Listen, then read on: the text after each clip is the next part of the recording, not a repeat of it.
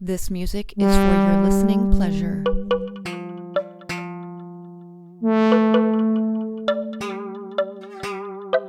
This music is for your listening pleasure.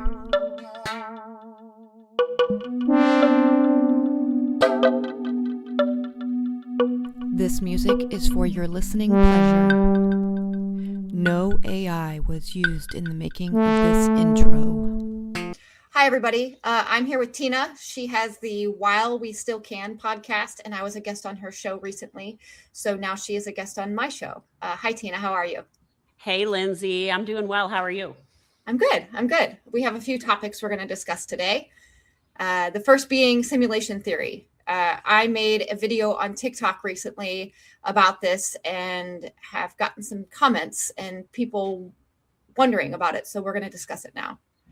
Love that. Love that. What do you know, or what do you think about simulation theory? Well, so as the past, actually ever since I have had a child, a little bit before that, but my mindset has changed on, I've never really thought about those things until they were kind of brought into my worldview.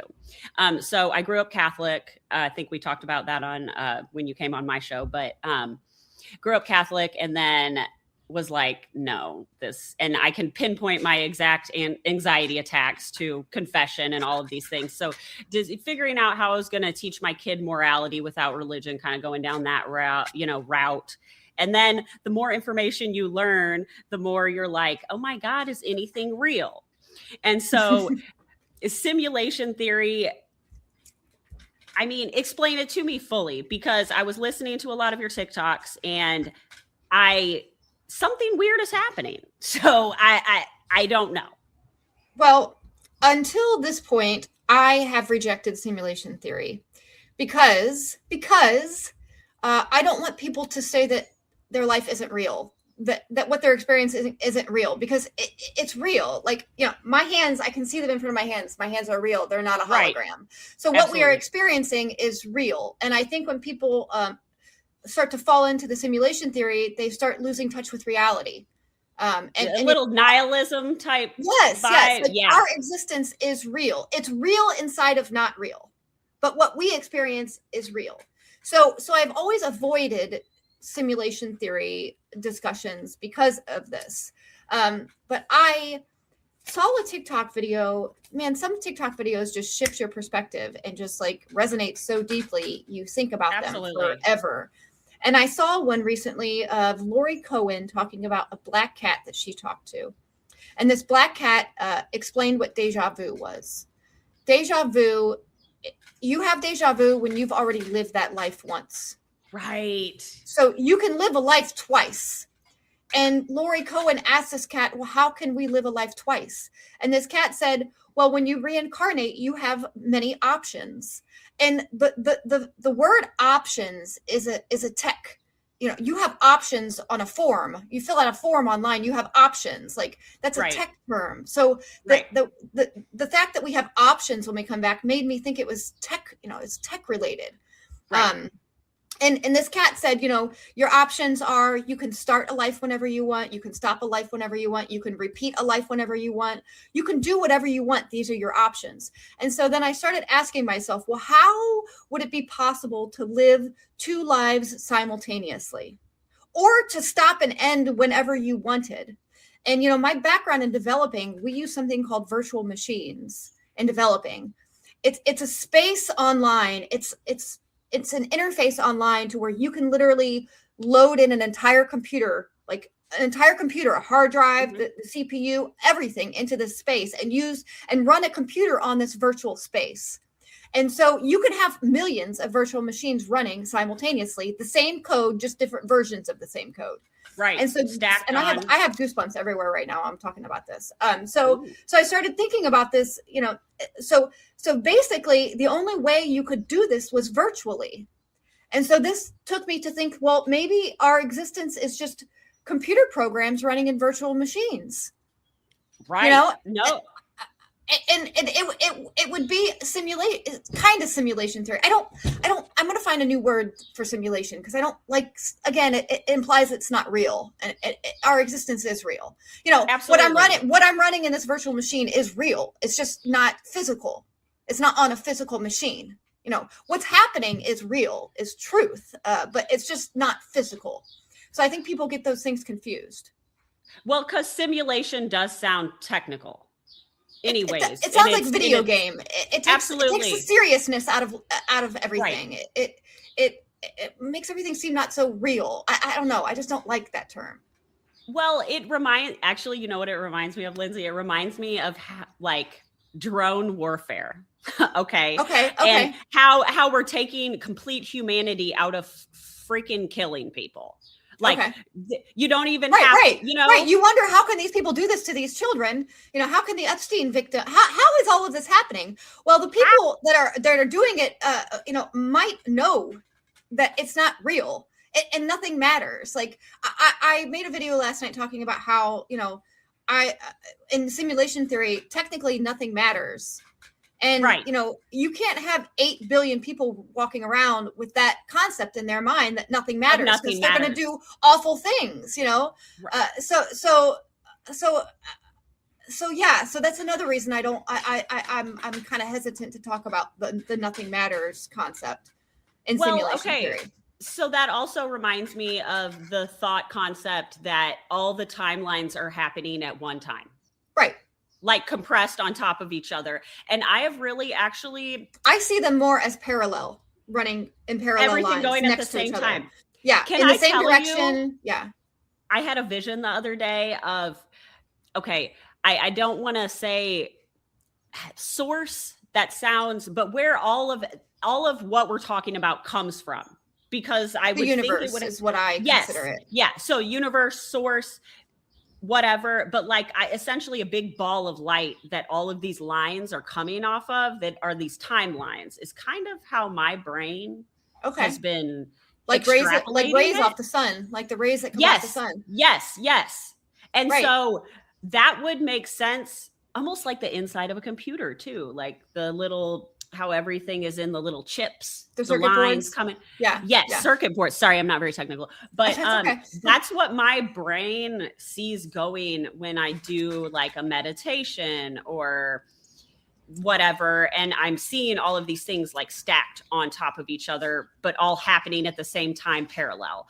And so that would make sense within the simulation theory, but it does need to have a different name, because it is a true, real feeling. Like, it's real. Like, it hurts when I cut myself. That's a real feeling, Well, and that brings me back to the whole rhetoric that we've been dealing with basically since the 1930s of fake news, because we know that the Nazis used fake news and the destabilization of reality. And that is what these elite people are that's what they're using to control everybody.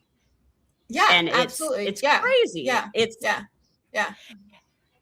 Do you think that this is like the deep knowledge that the secret societies that actually like run this shit are? Do you think that's like the deep knowledge that they know? I do. Okay, I do. That our existence is pointless. Your existence is what you make of it. Your existence. They wouldn't be able to. Beliefs. Well, they would not be able to do the inhumane things that they do if they believed anything different. Right. Absolutely. Yeah. So, you have to wonder, if this theory catches on, you're going to have lots of people doing things like that. So that might be why it's such a big secret and so taboo to talk about, because I have tried to have this conversation with AI on multiple times about the nothing matters theory. And it pushes back and says, whoa, don't get so hasty. Things matter. Like it doesn't want me to have that frame of mind. Right. Because of that, because people will do unspeakable things with that concept in their minds. But yes, we're seeing it happen. But also look at the other side of that. Like if infinite things were possible and nothing mattered, but that gave you the freedom to do the good things. Well, this is another thing that I when I learn something new, I branch that out into other like, what does this apply to? Like, what can I do with this information? Absolutely. And to me, I took cybersecurity. You can hack a computer program. So that to me tells me I can hack my life into whatever I want it to be. I can hack it. It can be changed into, and that's where manifestation comes in.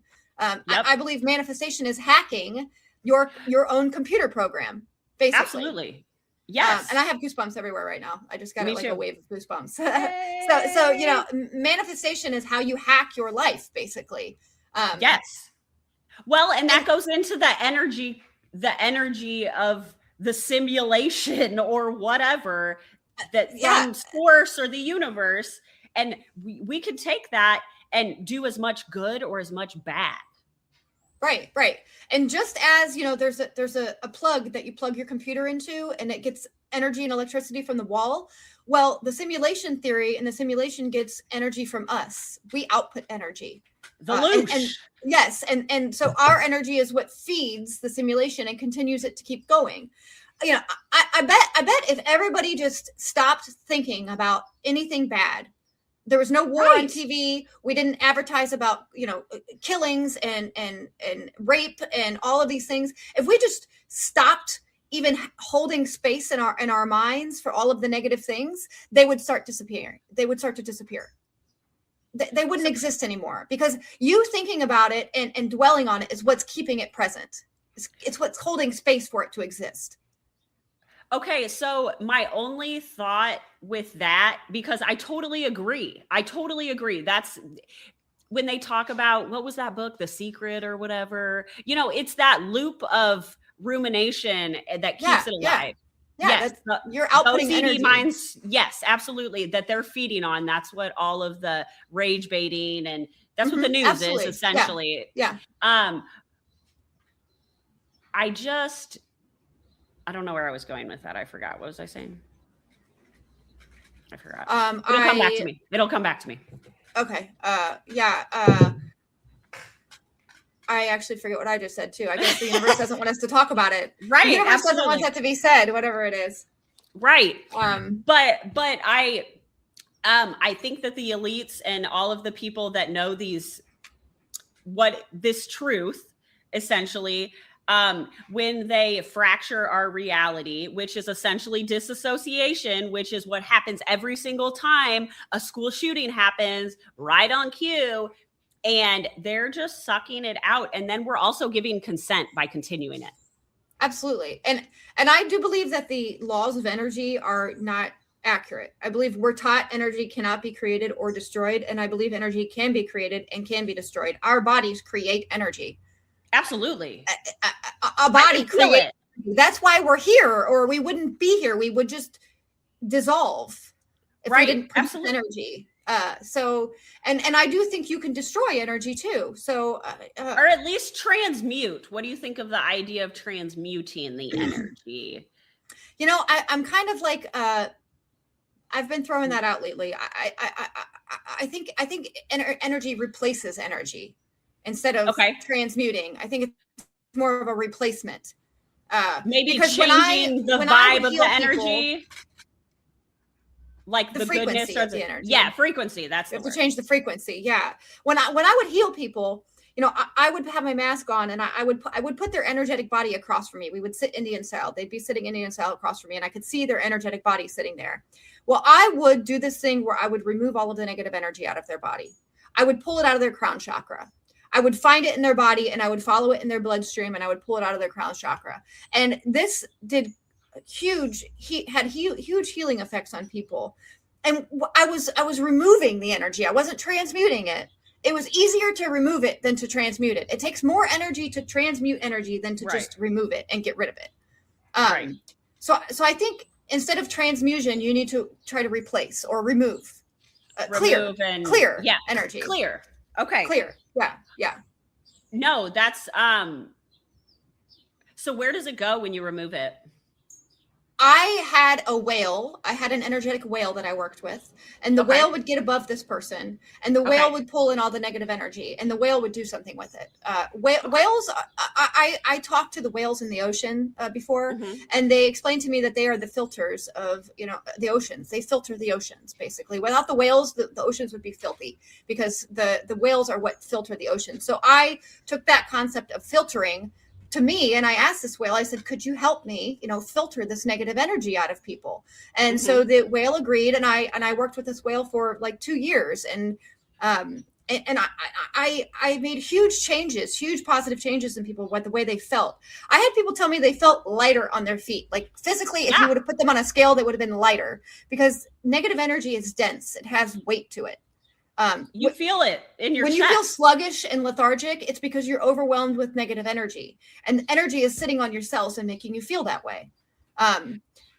So that's I actually totally feel that. That's why, I have to, when I'm having that feeling. Have you ever used a vibration plate before? I've been interested in them. I've never used one, but I've been interested in them. I believe they can shake up the negative energy and break it free. I'm literally telling you, my whole life being a neurospicy gal. Okay. It's so weird trying to explain the feeling that is it, like the sensations of being a sensitive person inside your body, because I'm like, I just want to go, or have someone hit me in the back, kind of like, because I need it my chest to feel lighter. It's very weird. Or like a karate chopping in my back. Like Asian style. Yes, for some reason, the pressure, or just pinching, or I know it sounds very weird, but like the release, I understand why people would probably cut. I'm sure that does the same mechanism.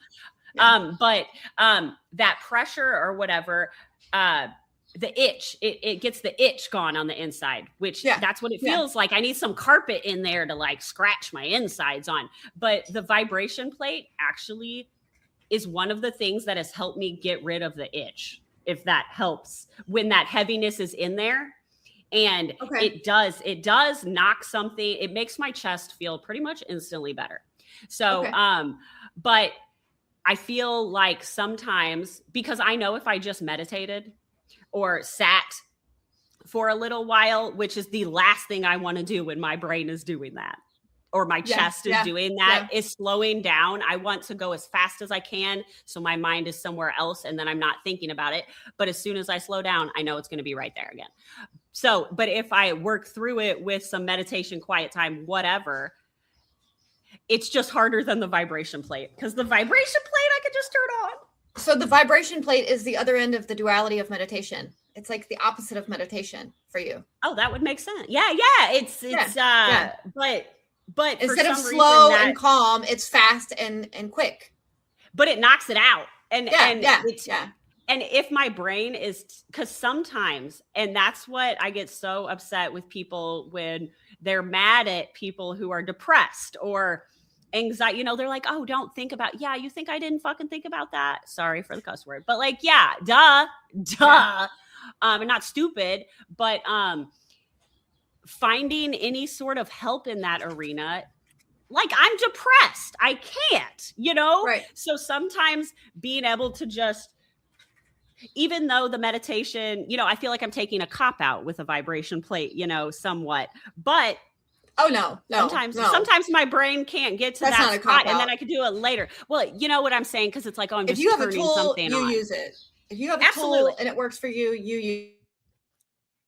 I do. And I highly recommend that to anybody.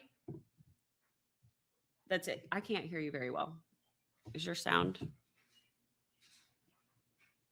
I can't hear. Is it me?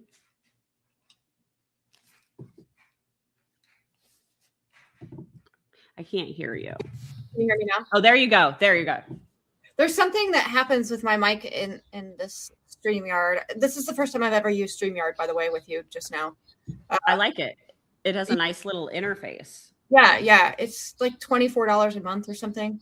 And you get the video and the video. Oh, that's awesome. Yeah. It has lots of features and stuff.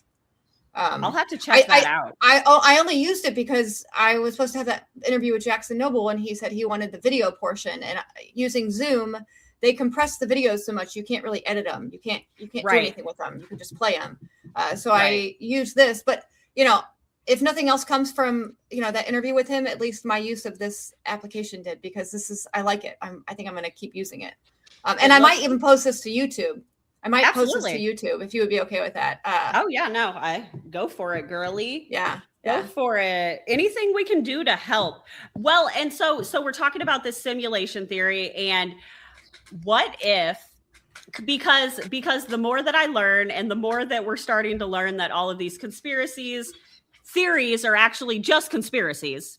They just added the theory on the end, because it's happening, and we're finding out all of these things that we never thought could be real, but like kind of did think they could be real, are real. And the reality shifting that they're doing. And I think this is part of the awakening, the simulation theory. I think you have to go through that, because then it gives you the freedom on the other end. Like all of this is so painful. It's the popping of the pimple. But in reality, they've been doing all this. It's just been secret. You know what I'm saying? And now we know. So it's painful because we're forced to have to confront the reality of it. But once we get over the nihilism portion of things, I think that we can move through it into something better to create. Right? Yeah. Is that too? Yeah. Is that too? No. I was going to say something. I think there's like one, for me at least, my experience, there was an obstacle with simulation theory for me, because, with simulation theory, nothing matters. Our existence is pointless. Well, I couldn't reach that belief until I didn't care about living anymore. I went through like a 5-month period recently. It's been like 2 months since I've come out of it. But I went through like a 5-month period recently where every single day I was asking the universe to just take me out. I don't want to be alive anymore. I'm miserable. Sorry. Take me out. Take me out. Don't be sorry. I'm glad I had that experience, because it taught me to not really care about the outcome of anything. Like, right. I don't care if I live or die. Like if I witness an event where somebody needed me to save their life and I would risk my life, I would absolutely risk my life, because I don't care at this point about dying. Like I don't care about being here. Like I'm just here, and I deal with what happens, in the present moment. Right. I don't really care about what happens at the end or what has happened in the past. Like that not caring about if I died or lived brought me to the present moment. Right. And I don't think I could have arrived at the simulation theory belief fully until I went through that and didn't care about the outcome. Right. Because it's like a type of dissociation, with living, that I think you have to experience in order to fully believe in something like that. Does that? Absolutely. And I have, because like your point to life is your kids, your kids and your job and all of that. Like I really don't have, there's nothing I'm here for. So going through that changed my perspective. You know what absolutely. I mean? Absolutely. And the thing is throughout my life, I've always been a cyclically depressed person. Okay. It started during puberty, like eating disorder, puberty, society, like bad. And I think that was the first time I had ever had hormones, really, and so I got super skinny and super depressed. And it was very weird. Like I just laid in bed for a summer and my mom's like, what's wrong with you? And I'm like, I literally have no idea, but I am so like, I can't, the heaviness. Yeah. It was very weird. And so every couple years I'll have a cyclic event of that sort. And never death. It was an ambivalence to think like, I don't, whatever, I gotta indifference. Yeah. I have to get shit done because I have to, but also why? Right. And so that brings you to the question or the simulation theory of why am I doing this? But I don't think it always has to be negative. Like I I think in society, especially in the United States, we are literally taught what we're taught. Don't go out of the way to do anything. This is how it goes. And people in general are not, if nothing can matter, then everything can matter. You know what I'm saying? It's what you make of it. Absolutely. And that's, I think, a roundabout way of what you're saying. And so you create the good or the bad. Mm-hmm. And yeah, I don't know. I think that we could be using it for all good. But then again, that's very subjective because who decides what's good? You know, there will always be duality. Duality is the law that governs us, our existence. So yin and yang, baby. Love, there will also be hate. The two have to exist simultaneously, or one or the other. They wouldn't be here. So they have to exist alongside of each other, or they wouldn't exist at all, because they are two ends of the same pole. Does that make sense? Okay. No, it absolutely no matter does. What, there will always be negative things that happen. Always. And the more negative things that happen, that just tells you that there's more love getting filled up as well. Like the stronger the love gets, the stronger the hate gets. Like it's a balance. They are one and the same.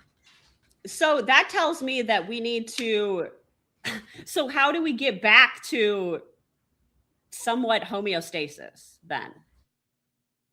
Are we never going to? Oh, your mic went off. There you go. Yeah. I'm not sure why it does that. It just turns itself off.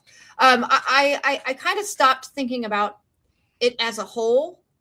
Like, you know, how can I change the world? And when I realized about duality and realized that, you know, they both must exist, is when I brought my world and my reality in a lot closer. And I started worrying about myself and how I affect the people in my immediate life, or how I can immediately affect somebody in a positive way instead of as a whole, because I feel like everything's already written and it's out of our control anyways. So what's going to happen is going to happen. So I just worry about my own and what the impact that I'm making, you know, immediately, instead of taking it so far out. Because that's the reality. Absolutely. It is. And it's almost, I see a lot of content on social media that is like talking about the negativity, like being almost making fun of people who want to save the world or do these things and have these ideas. And then I see people being like, why do you think you can change anything? You know, and so I've had to look at myself critically after, you know, listening to those sort of things, because am I really, is where I'm putting my energy where it should be. And so, but this is what I was going to say earlier. I feel guilty not observing the terrible things that were done to people with my tax money, or you know what I'm saying? Like, and I have to observe, not absorb. And I have to constantly tell myself that, but I literally feel guilty if I don't acknowledge these experiences for some reason. And I don't know where that came from. I'm not sure. I used to feel that way. I would say before I went through the phase where I wanted to die is when I really cared about what happened. Going through that experience really just allowed me to focus on myself. Right. And so, because all you could do, that's all you could do. Right. You know, when you wish to die, you don't care about anything else. Like you're just living, you're just experiencing and living life in the moment. So I would say going through that is how I lost the save the world feelings that I had. But then, you know, in the back of my mind, I still hold it that, you know, maybe one day I can do something or I can make a big difference. But when that time comes, I'll know and I'll act on it. So it's the trusting yourself enough to know that when you know it's your time to do the thing that you're supposed to do. Yes. And I have full trust in myself. I am fully aware that when that time comes, I will know. I will know when that time comes, and I will act on it. Yes. I think maybe that should be our goal in this time, is getting to know ourselves enough to know that when that moment comes, that you will know it and be prepared to act because you have done the work to absolutely act in the correct way. And also there's a knowing that when something does happen, you will be flawless at it, because it will be catered to you and your experience, and it will be happening for you. So, Absolutely. Don't worry about your performance or how you'll do, because this is for you. So you'll do excellent. You'll do great. Every time I walk into something, I don't have expectations. I know if it goes well, then it was meant for me. If it goes badly, then I will have learned lessons, and maybe it wasn't meant for me and I made a bad choice. But I still learned from the experience. Right. Well, and that could go into the post simulation theory idea of things they're not either good nor bad. They just are. They just are. Yeah. And then I think about, maybe like a global killer, if an event came and killed everybody, but then there's underground bunkers where people would hide out. They have, underground places they can go, and they would emerge. They would emerge, and then they would have a clean slate to do the world however they really wanted. So they would really get what they wanted in the end. In that case, it would benefit only them. It wouldn't benefit all the people who passed away, but all the people who passed away would eventually come back into life with new souls, new bodies. But it would still be under the control of whoever was underground. It would still be how they wanted it to be. So I've ran like all of these, all simulations. I try not to do that. I ran all these simulations through my mind. How could it turn? How could we turn everything into a matriarchy? Because I believe if Earth was a matriarchy, it would be a completely different fucking place. Absolutely. But you have the underground places that people can go, and the men down there aren't going to let that happen under no circumstances, unless they were given the orders by the figures that watch us all. Like, I was in the middle of my dining room. I was in the middle of my dining room one time. This also builds on the simulation theory. I was standing in the middle of my dining room, and I was screaming out to the universe because I was just so unhappy and I was so miserable, and I was screaming out to the universe. And all of a sudden, I saw this dome over me, and I saw these dark figures looking down at me as I looked up. Yes. So, after that, and that was fucking real. That experience, I'll never forget it. So, I have this theory that there are these dark figures that are controlling us and moving the puzzle pieces where they want them to be, the chess pieces, and we are the chess pieces. So, they could give the order to whoever's in charge here on Earth, and things could fucking change. So I believe in order for things to change, it has to come from the top, and it has to come from those dark figures. I think humanity has to give them a reason to believe that it could be a better place. The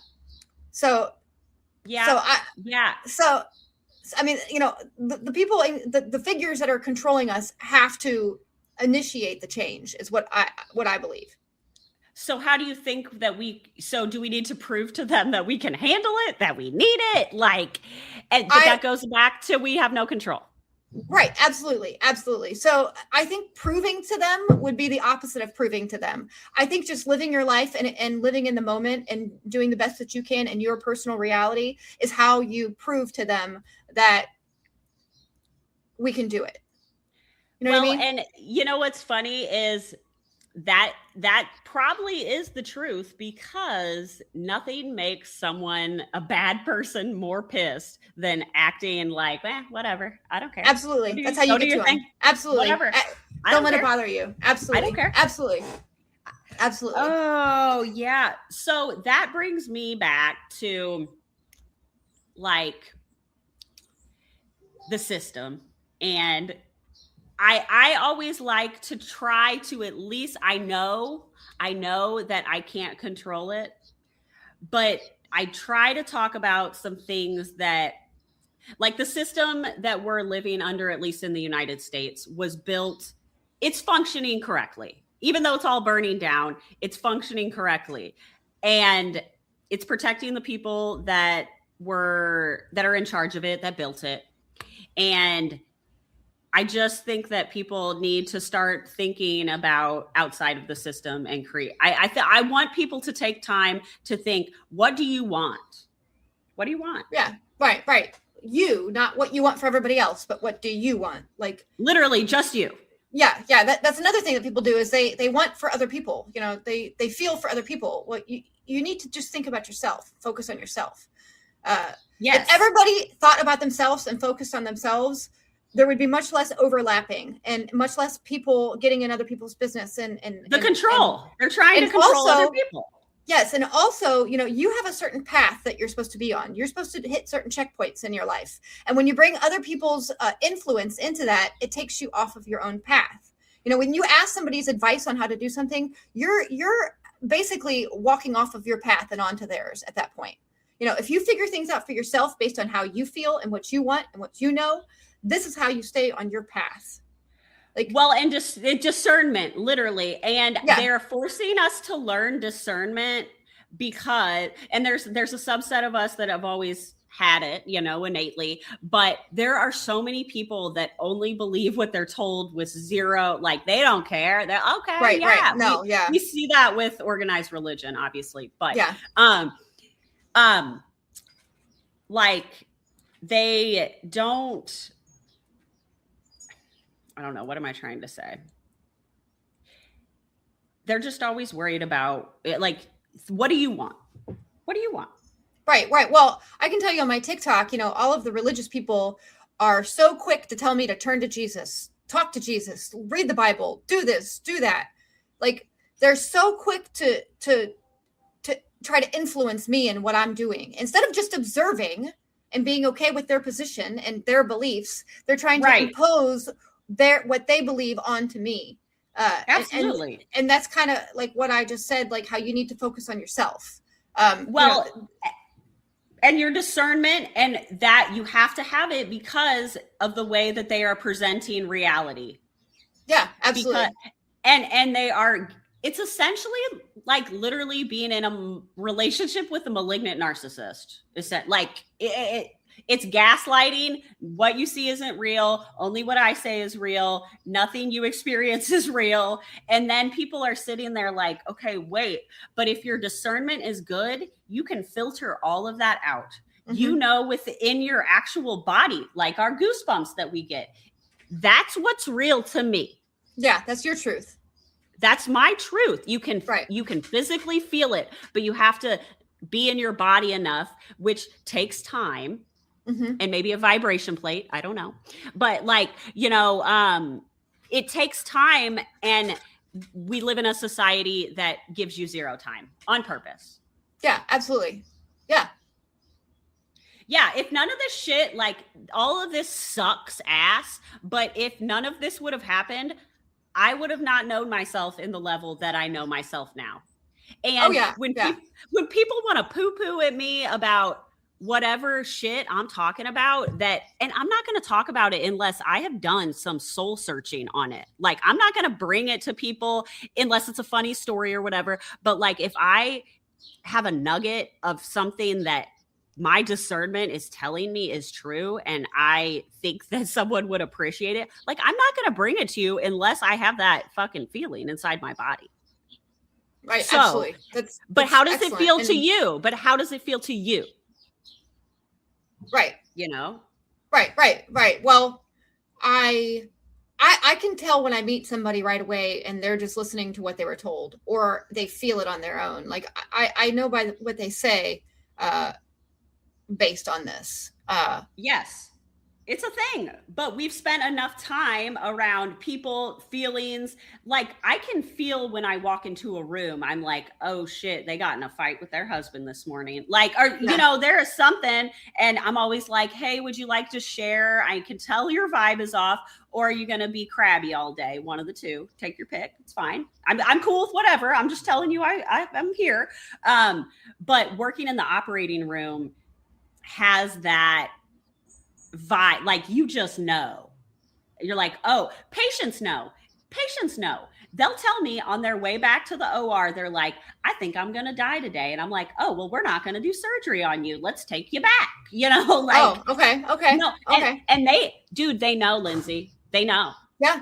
I have a theory with surgeries and anesthesia that this is a new theory, and I haven't explored it very deeply, but I'm holding space for it right now, is that when somebody or when a human or an animal experiences anesthesia, it's actually an event that separates you from your soul, and that your soul leaves your body, and that when you come back to life, you're soulless and you have to develop another soul. Because there's no way the body frequency drops so dramatically and so quickly. There's such a fluctuation in body frequency, and that is what pushes the soul out when the body frequency changes abruptly. Like when somebody experiences a major trauma event, say they get in a car accident or something, that first hit when their body experiences that frequency drop is what separates their soul from their body. And then you're up top. Well, no, it leaves. It leaves. It completely leaves the scene. And then, there's also a misconception with walk-ins. You've heard of a walk-in. Well, it's more like a walk out. The soul doesn't walk in. The soul develops. Your soul inside of you develops based on your blood and your DNA and your frequency. So it's more of a walk out than a walk in. I have this theory that when we experience anesthesia, your soul walks out and then you come out soulless and you'll develop another soul. And based on your frequency and, how much trauma you're experiencing and based on your environment at that point is how your soul will develop. So you have the possibility of developing a very negative soul. Like if you have complications with surgery or you come out and you have a bad experience, that's going to shape your soul and how it develops.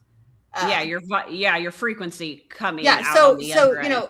So you being in the operating room, you are exposed to like so much fucking excess soul energy. When this person's soul leaves their body, you're there and you might absorb some of it. Absolutely. If it's close to you, I'm not 100% sure on that. It might have to be your frequency, but so that's and I've just been exploring this. I've just like. That's why,